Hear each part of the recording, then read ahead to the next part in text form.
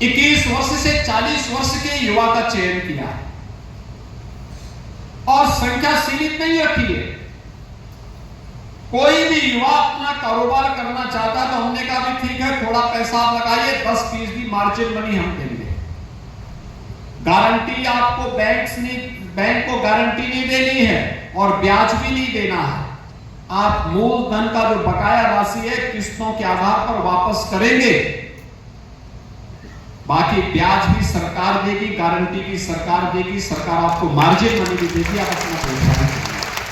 और मुझे बताते हुए प्रसन्नता है कि अब तक 70,000 से अधिक युवाओं को युवा उद्यमी के रूप में हमने आगे बढ़ाने का काम किया। कितना महीन काम है। अगर पिछली सरकारों ने साजिश करके इस कार्य को और यहां के कारीगरों को बहुत उत्साहित नहीं किया होता तो सहारनपुर का फर्नीचर और सहारनपुर का वुड कार्विंग वैश्विक पटल पर वैसे ही छाता जैसे इटली के फर्नीचर छाए हुए। इटली आपके सामने टिकता नहीं, इतना महीन काम और इतना शानदार कार्य सहारनपुर का है। और उस कारीगरी को पिछली सरकार ने समाप्त किया। प्रधानमंत्री जी की प्रेरणा से हमारी सरकार ने वन डिस्ट्रिक्ट वन प्रोडक्ट के माध्यम से, एक जनपद एक उत्पाद के माध्यम से इसको एक प्लेटफॉर्म दिया, डिजाइन दी, पैकेजिंग की सुविधा दी, मार्केटिंग की सुविधा दी, एक्सपोर्ट के लिए सुविधाएं दी। आज परिणाम है ये तेजी के साथ आगे बढ़ रहा है, इसको एक नई पहचान मिल रही है। अब हम लोग देखते हैं किसी को फर्नीचर लेना हो तो सहारनपुर की तरफ दौड़ता है। प्रदेश भर में, एनसीआर में अच्छा फर्नीचर कहां मिलेगा? सहारनपुर में मिलेगा। सहारनपुर की तरफ आता है, यहां की कारीगरी को देखता है, यहां के वुड कार्विंग को देखता है। और सहारनपुर को तो हम लोगों ने इस पे आगे बढ़ाने का काम किया, लेकिन साथ साथ खुर्जा में, अलीगढ़ में, ऐसे ही मुरादाबाद में, कन्नौज में, आगरा, कानपुर, या फिर आप पूर्वी उत्तर प्रदेश में जाएंगे तो भदोही का कारपेट है, वाराणसी की साड़ी है, आजमगढ़ के मुबारकपुर का ब्लैक पॉटरी है, गोरखपुर का टेराकोटा है। हर एक जनपद अपनी एक नई उत्पाद के साथ अपनी पहचान को समेट करके आगे बढ़ रहा है। और इसी के लिए प्रधानमंत्री जी ने कहा है वोकल फॉर लोकल। आत्मनिर्भरता के लक्ष्य को प्राप्त करके ही कोई देश स्वावलंबी बन सकता है, सशक्त बन सकता है। और याद रखना, विकसित भारत की आधारशिला भी यही हमारा स्थानीय उत्पाद बनेगा, यही बनने वाला है जो उसको एक नई पहचान देने वाला है, एक नई पहचान दिलाएगा।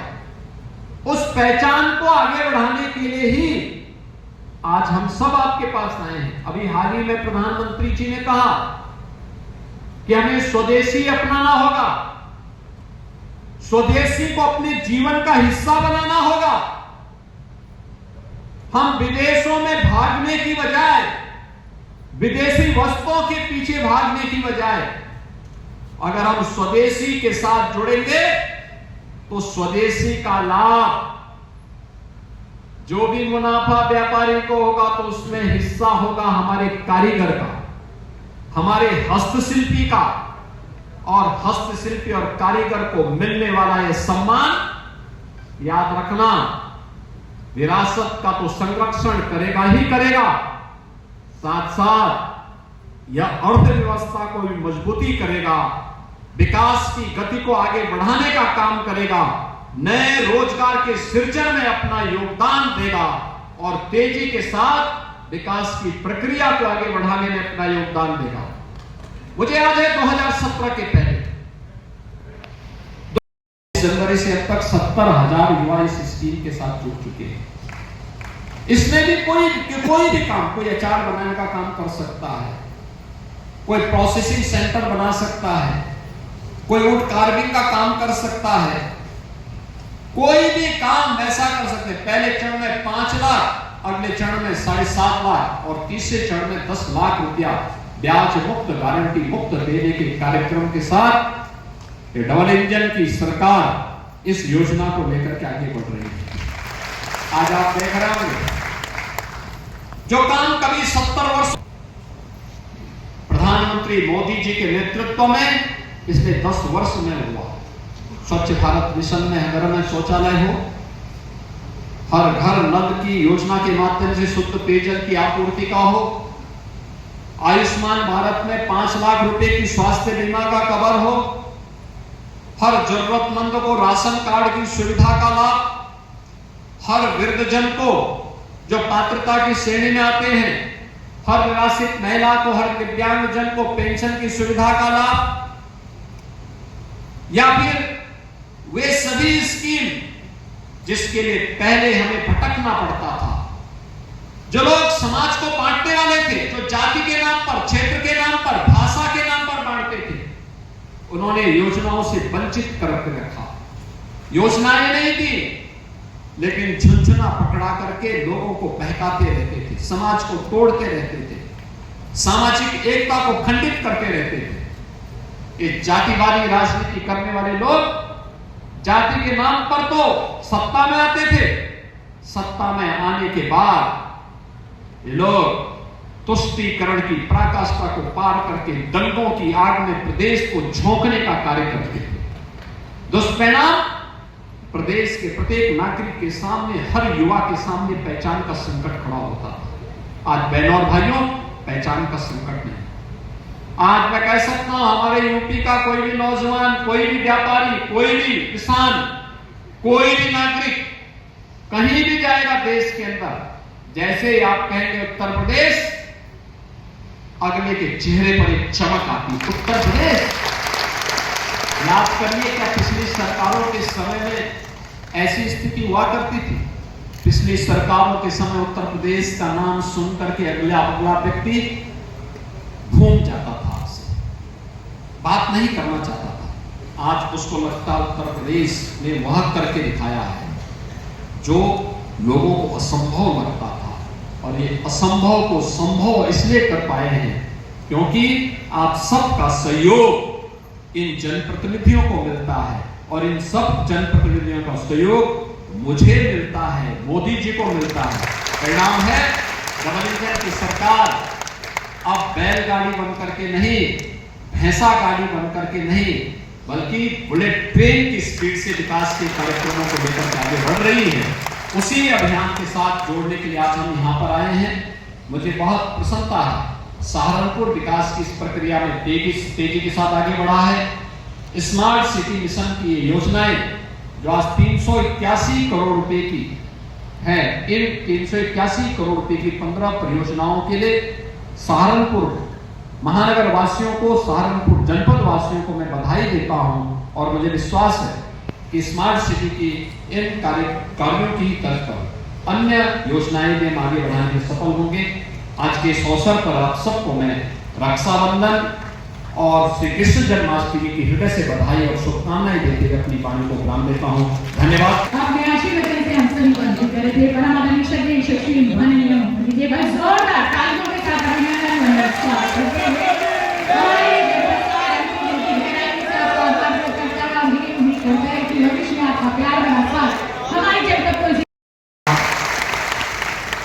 श्रावण मास की अंतिम सोमवार भी है। मैं प्रातः काल से देख रहा हूं कि शिवालयों में बड़ी संख्या में देवादिदेव महादेव को जलाभिषेक करने के लिए श्रद्धालुजन उमड़े हुए हैं। स्थितियों में मुझे सहारनपुर में आकर के आज इन परियोजनाओं को देखने, इन परियोजनाओं का लोकार्पण करने का अवसर प्राप्त हुआ है। मैं इसके लिए सहारनपुर के सभी माननीय जनप्रतिनिधियों को, खासतौर पर महापौर जी और उनकी पूरी टीम को हृदय से धन्यवाद देता हूं। बहनों और भाइयों, जब सहारनपुर की हम बात करते हैं, फिर प्रदेश का सबसे कोने का जनपद पड़ता है, और कोने का जनपद होने के नाते पिछली सरकारों में उपेक्षित पड़ा हुआ था। विकास यहां तक पहुंच ही नहीं पाता था। परिणाम था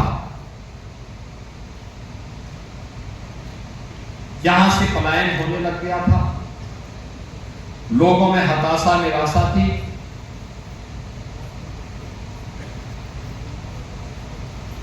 असमंजस की सी स्थिति थी। लेकिन अब डबल इंजन की भारतीय जनता पार्टी की सरकार के कारण सहारनपुर की निराशा समाप्त हुई। सहारनपुर के साथ आज दोनों सरकारें पूरी मजबूती के साथ खड़ी हुई है। अब यहां पर चल रही परियोजनाएं सहारनपुर को एक पहचान दिलाती है। सहारनपुर को उसकी विरासत से जोड़ा गया है। मां शाकंभरी का पावन धाम होने के साथ ही की डिग्री में कोई एक नाम आएगा तो माता शाकंभरी का नाम जुड़ेगा। माता शाकंभरी विश्वविद्यालय प्रारंभ हो चुका है, भवन बन चुका है, हैंडओवर की कार्रवाई अंतिम चरणों में चल रही है, और जिस दिन वो बन करके तैयार होगा तो स्वयं उसके लोकार्पण करने के लिए हम लोग फिर पधारेंगे। बड़ा आयोजन यहाँ पर सहारनपुर के युवाओं के लिए हम लोग करेंगे। सहारनपुर से जुड़े हुए वे सभी स्थल, चाहे वह माता त्रिपुरेश्वरी मां बाला सुंदरी का स्थल देवबंद हो, या फिर बाबा गुग्धावीर का धार्मिक स्थल बंगो, अभी हम जहारवीर गोगा जिसे जुड़े हुए एक पावन स्थल के सुंदरीकरण के कार्य का अवलोकन करके भी आ रहे हैं। यह है विरासत के साथ जोड़ने की सरकार की प्रतिबद्धता। यह वही प्रतिबद्धता है जो विरासत का संरक्षण भी करती है और आम नागरिक को विकास के साथ भी जोड़ती है। पहले की सरकारें किस रूप में शोषण करती थी? जाति के नाम पर तो बांटती थी, लेकिन योजनाओं का लाभ केवल परिवार तक सीमित करती थी। एक परिवार पूरे प्रदेश में अराजकता का कारण बनता था, संकट खड़ा होता था, पहचान का संकट प्रदेशवासियों के सामने खड़ा होता था। आज ऐसा नहीं, अब तो विकास हो रहा है।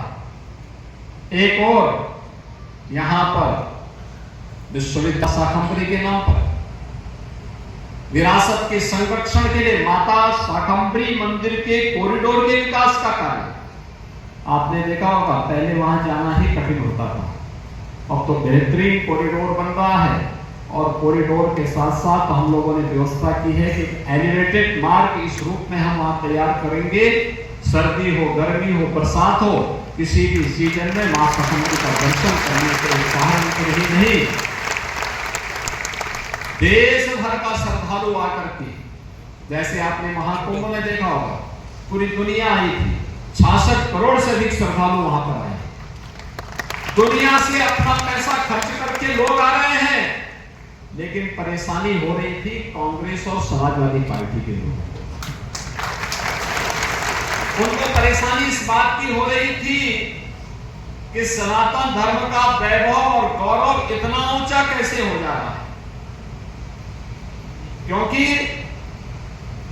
इन लोगों की संवेदना एक गरीब के साथ नहीं होती, इन लोगों की सहानुभूति एक नौजवान के साथ नहीं होती है। इनको भारत की विरासत पर गौरव की अनुभूति नहीं होती है।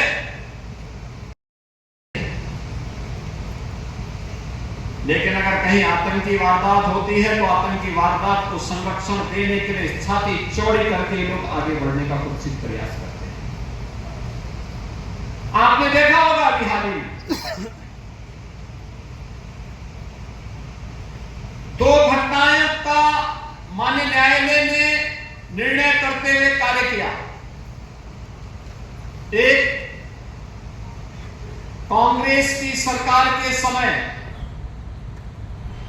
महाराष्ट्र के मालेगांव में हुए विस्फोट में कैसे तत्कालीन कांग्रेस की पार्टी की सरकार ने और उनके सहयोगी दलों ने हिंदुओं को अभियुक्त बना करके, आरोपों को घेरे में ला करके सभी हिंदू नेताओं को अभियुक्त बनाने की कुछ चेष्टा कैसे की थी, आज एटीएस के खुलासे से सारे तथ्य सामने आ रहे हैं। कांग्रेस और उसके सहयोगी दलों का यह कृत्य राष्ट्रद्रोह की श्रेणी में आता है। आतंकवाद के प्रति सौंप और राष्ट्रवादी नागरिकों के लिए, राष्ट्रवादी संगठनों के लिए क्रूर बन करके, बर्बर बन करके उनको पूरी तरह समाप्त करने की कुत्सित चेष्टा एक आतंकी कृत्य है। और कांग्रेस का यह कृत्य देश के खिलाफ एक अपराध था। ये लोग एक तरफ आतंकवादियों को क्लीन चिट देते हैं, देश पर हमला करने वालों को क्लीन चिट देते हैं, और दूसरी तरफ देश की सुरक्षा के प्रति प्रतिबद्ध सेना के पराक्रम पर प्रश्न चिन्ह खड़ा करते हैं। सुरक्षा बलों के जवानों के पराक्रम और शौर्य पर प्रश्न चिन्ह खड़ा करते हैं। राष्ट्रीय सुरक्षा में सेंध लगाने का कुत्सित प्रयास करते हैं। और इसलिए इन लोगों को विरासत की चिंता नहीं थी। विरासत की चिंता होती तो कांग्रेस अपने समय में, जब कांग्रेस को समाजवादी पार्टी समर्थन करती थी, तब कांग्रेस ने अपने समय में राम सेतु को तोड़ने का निर्णय लिया था। उच्चतम न्यायालय ने जो शपथ पत्र दाखिल किया था, उस समय कहा था कि राम और कृष्ण हुए ही नहीं, राम और कृष्ण हुए ही नहीं, उन्हें मिथक माना था। इन लोगों से विरासत के संरक्षण की उम्मीद की नहीं जा सकती। मां शाकंभरी का कॉरिडोर ये बनाएंगे, काशी विश्वनाथ धाम बनाने का कार्य ये लोग करेंगे, अयोध्या में राम मंदिर के निर्माण के लिए ये लोग कुछ प्रयास करेंगे, या महाकुंभ का भव्य और दिव्य आयोजन ये लोग कर पाएंगे, इसकी कल्पना भी नहीं की जा सकती थी और उन्होंने किया भी नहीं। तो इनको विरासत पर कहने का कोई अधिकार भी नहीं है। भारत के विरासत का संरक्षण करने के साथ साथ विकास की प्रक्रिया के साथ हम उसे जोड़ सकें, इस जोड़ने की प्रक्रिया को ही प्रधानमंत्री जी ने विरासत और विकास के समन्वय के साथ आगे बढ़ाया है। और पिछले 11 वर्ष में एक नए भारत का दर्शन हम सबको करने को मिल रहा है। एक नया भारत जो भारत और भारतीयता पर गौरव की अनुभूति करता है, भारत के प्रतीकों का सम्मान करता है, भारत के ऋषि मुनियों की उस परंपरा का, अपने पूर्वजों के उस गौरवशाली परंपरा के संरक्षण के लिए पूरी प्रतिबद्धता के साथ कार्य करता है। आज पूरे देश के अंदर यह हम सबको देखने को मिल रहा है। काशी में काशी विश्वनाथ धाम हो, अयोध्या में श्री राम जन्मभूमि पर 500 वर्षों के बाद निर्माण का कार्य हो, महाकुंभ का भव्य और दिव्य आयोजन का कार्य हो, सुख तीर्थ के पुनरुद्धार का कार्य हो, हस्तिनापुर में वहां के पुरातात्विक महाभारत कालीन उन सभी अवशेषों के संरक्षण का कार्य हो, या फिर सहारनपुर में माता शाकंभरी के मंदिर के कॉरिडोर के विकास के साथ साथ वहां पर बेहतर कनेक्टिविटी देने के कार्य को आगे बढ़ाने के लिए उसी विरासत को संरक्षित करने का जहां अभियान चल रहा है, वहीं स्मार्ट सिटी मिशन के अंतर्गत प्रधानमंत्री जी के विजन को जमीनी धरातल पर उतारने के लिए भी कोई पर्व और त्योहार आता था। अभी रक्षाबंधन आ रहा है, मुझे आप बताते हुए प्रसन्नता है, यहां पर बहुत सारे बहनों को मैं देख रहा हूं। हमारी सरकार ने तय किया है 8, 9 और 10 अगस्त को 3 दिन के लिए रक्षाबंधन में उत्तर प्रदेश परिवहन निगम की बसेज में और नगर विकास की सभी बसेज में फ्री में यात्रा की सुविधा दे रहे हैं। रक्षाबंधन में लोग बहनों को उपहार देते हैं। जन्माष्टमी पर्व आ रहा है, जन्माष्टमी में उपहार देंगे। इसके उपरांत विजयादशमी, दीपावली आदि पर्व पड़ेंगे, इसमें भी लोग उपहार देते हैं।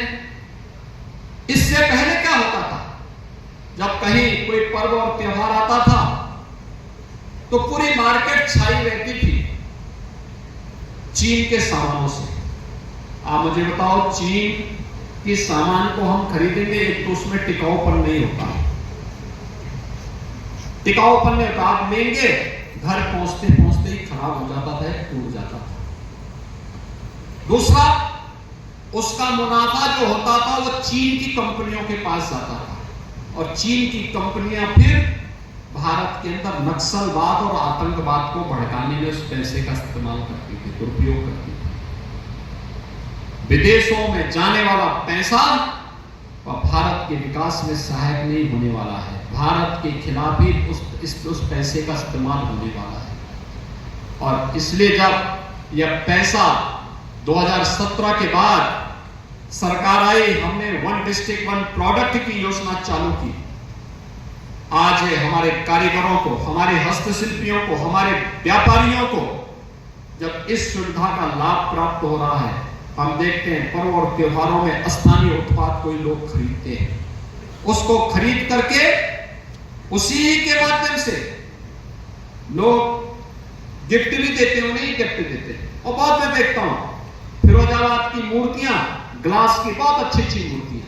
अभी मैं देख रहा था मंच पर, मुझे जो मूर्तियां दी गई सहारनपुर में बनी हुई मूर्तियां हैं, लकड़ी की मूर्ति, और कितनी शानदार बनी हुई। ये मूर्ति अगर आप देंगे, सहारनपुर की पहचान बनेगी, सहारनपुर की पहचान बनेगी। यहाँ के मुनाफा वे कमाएंगे, 10 नए लोगों को रखेंगे, रोजगार का भी सृजन हो रहा है, उनकी समृद्धि हो रही है और विकास का पैसा, भारत का पैसा भारत के अंदर रख करके भारत के विकास में अपना योगदान दे रहा है। और स्वदेशी की इसी अवधारणा को आगे बढ़ा करके हमें विकसित भारत की परिकल्पना को साकार बनाने में अपना योगदान देना है। उसी प्रक्रिया के साथ जुड़ने के लिए आज मैं भी आपके पास सहारनपुर में यहां पर उपस्थित हुआ हूं। बहनों और भाइयों, 9 अगस्त को इस बार रक्षाबंधन का पावन आयोजन है। 9 अगस्त काकोरी ट्रेन एक्शन की घटना का दिन है। देश की आजादी के लिए जिन वीर बलिदानियों ने अपना योगदान दिया था, अपना बलिदान दिया था, उनके स्मरण का दिवस भी है। और 16 अगस्त को परित्राणाय साधूनाम विनाशाय च दुष्कृताम, भगवान श्री कृष्ण की पावन जयंती, उनका पावन जन्मदिन श्री कृष्ण जन्माष्टमी। एक लंबी श्रृंखला पर्व और त्योहारों की आगे बढ़ने वाली है, इन सब के साथ हम जुड़ेंगे। महत्वपूर्ण ये हमारा दायित्व इस सीजन में स्वच्छता का होना चाहिए। 15 को 15 अगस्त पड़ेगा, देश की आजादी का पावन दिन, लेकिन आजादी के एक दिन पहले विभाजन की त्रासदी को भी हम लोगों को झेलना पड़ा था। विभाजन त्रासदी का दिवस भी सरकार ने तय किया है 13, 14, 15 3 दिन हर भारतवासी, हर नागरिक अपने घर में, अपने प्रतिष्ठान में, अपनी संस्था में भारत के आन मान और शान के प्रतीक तिरंगा का आरोहण करेगा। तिरंगा भारत के आन मान और शान का तिरंगा यात्रा निकलनी चाहिए। राष्ट्रगान हर संस्था में होना चाहिए।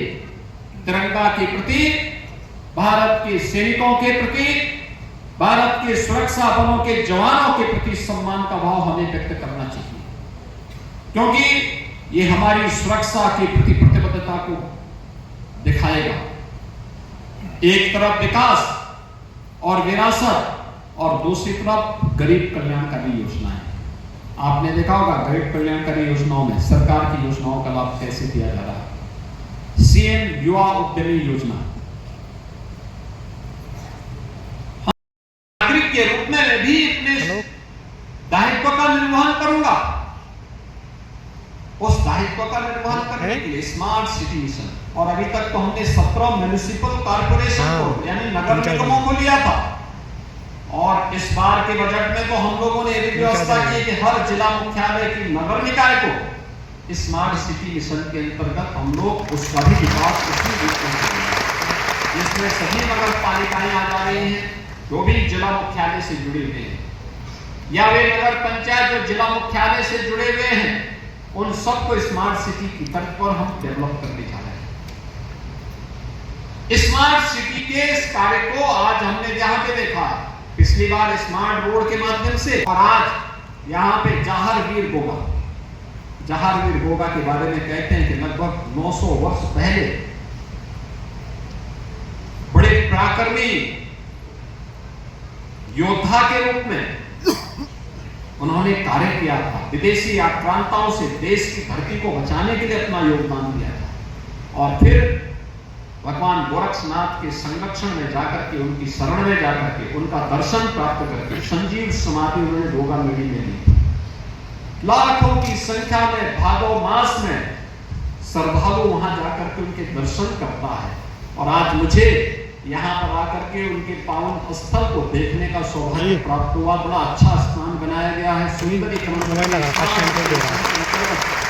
कैसे कार्य होता है, ये भी मुझे यहाँ पर देखने का अवसर प्राप्त हुआ। गाड़ी की शॉट है बहनों और भाइयों, बस अंदर आज सरकार जिस दिशा में कार्य कर रही है, यहाँ पे विश्वविद्यालय बन गया है, कॉरिडोर का निर्माण युद्ध स्तर पर आगे चल रहा है, स्पोर्ट्स कॉलेज का भी निर्माण हो रहा है। स्पोर्ट्स कॉलेज हमारी सरकार ने तय किया है, पहले उत्तर प्रदेश में केवल 3 स्पोर्ट्स कॉलेज थे, हमने अब तय किया हर मंडल स्तर पर 1 स्पोर्ट्स कॉलेज कम से कम 1।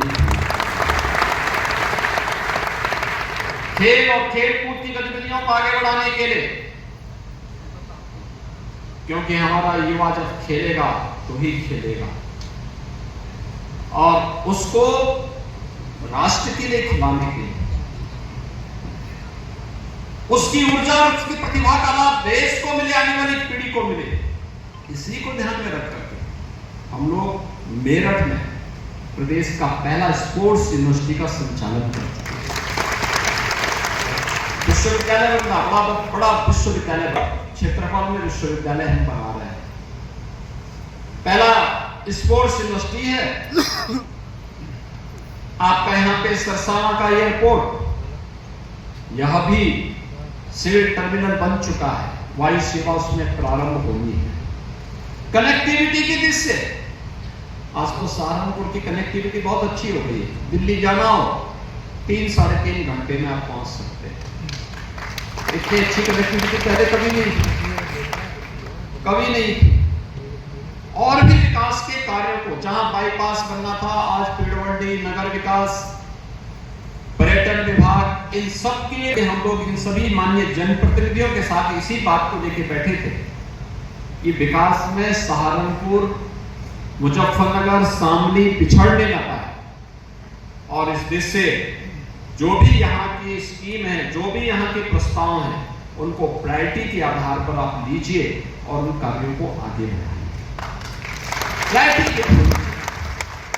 बहनों और भाइयों, इससे पहले विकास के लिए आपको लखनऊ जाना होता था, अब सरकार आपके पास विकास की योजनाओं को लेकर के आ रही है कि हम भी आपको इन विकास की योजनाओं के साथ जोड़ रहे हैं और विकास की इन योजनाओं का लाभ समाज के प्रत्येक तबके को मिले। याद रखना, विरासत के साथ जोड़ने वाला समाज कभी पिछड़ नहीं सकता। अपने